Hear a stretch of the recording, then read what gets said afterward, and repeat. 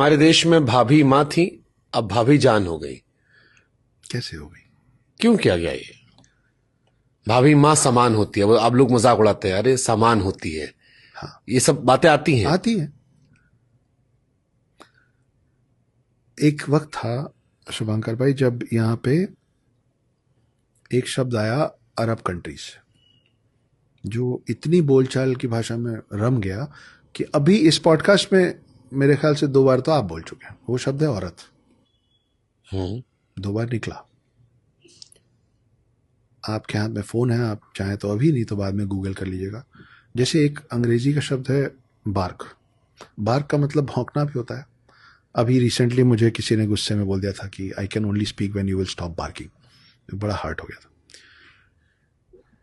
तो एक होता है भौंकने वाला बार्क, दूसरा होता है पेड़ का मेन तना, उसको भी बार्क कहते हैं, है ना। एक शब्द है दफे, दफा।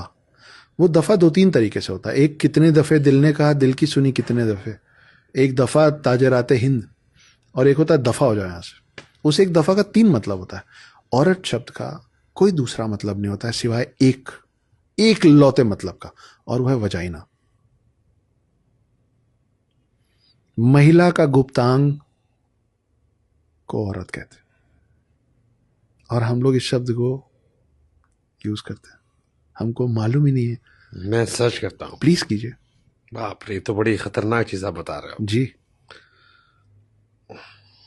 तो आप जितने भी दर्शक आप लोग सुन रहे हैं, खास करके महिलाएं, अगर आपके आसपास कोई पुरुष ये शब्द का इस्तेमाल करे तो उनको रोकिए। उनको बोलिए कि हम ये नहीं सुनना चाहते हैं। बट इसमें डिक्शनरी में तो नारी स्त्री वो कह रहे हैं। नहीं नहीं, आप उसका लिटरल मीनिंग देखिए। नग्नता, प्रॉपर आपको मिलेगा। जन्नांग, दोष और नग्नता। देख लीजिए।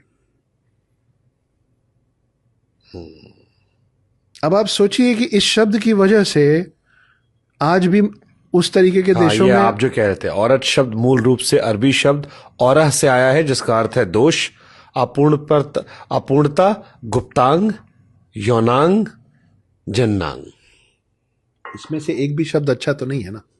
फिर तो जब अरब कंट्री से आपके मेरे पास ये शब्द आ रहा था, और आप देखिए कि आज भी महिलाओं का उन देशों में क्या हालत है। उनको सिर्फ एक ही काम पे यूज किया जा रहा है। नहीं, वो सिर्फ प्रोडक्ट, उनके इनकी सोच के हिसाब से उनका काम सिर्फ बच्चे जनना है और कोई काम नहीं उनका। उनको पढ़ने की आज़ादी नहीं है, उनको घूमने की आज़ादी नहीं है, उनको वो अपना बुर्का नहीं हटा सकती। वो अकेले, कई देशों में बिना पुरुष के महिला अकेले बाहर नहीं जा सकती, गाड़ी नहीं चला सकती, पता नहीं क्या क्या। ये आप जिस शब्द का इस्तेमाल करेंगे ना, आपका नजरिया चीजों को लेके वैसा हो जाएगा। You can't help it.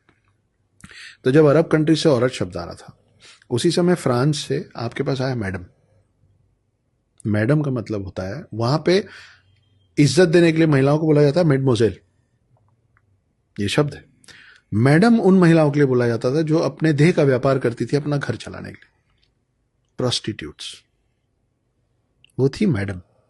आज की डेट में हमारे स्कूलों में बोला जाता है good morning madam, good afternoon madam, good evening madam, good night madam. हर कोई एक दूसरे को मैडम बोल रहा है। अधिकारियों को मैडम सर, हाँ मैडम बोल रहे हैं ना।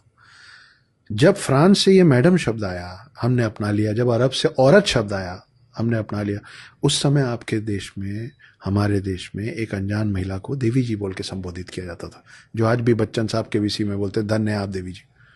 वो शब्द छोड़ के हमने ये शब्द उठाया हुआ है। लेकिन आज की डेट में अगर किसी मॉल में कोई महिला घूम रही है, एस्केलेटर पे उतरने का सोच रही है और कंफ्यूज्ड है कि नीचे वाला फ्लोर घूमूं कि इस फ्लोर पे एक राउंड और लूं, और मेरे जैसा आदमी कुर्ता पजामा पहन के आके पीछे से बोलेगा ना एक्सक्यूज मी देवी जी, तो वो महिला सबसे पहले पलट के बोलेगी गंवार कहीं के, देवी जी दिख रही हूं मैं तुमको, इज्जत देना नहीं चाहिए। तो ये तो हम लोग की कमी है ना।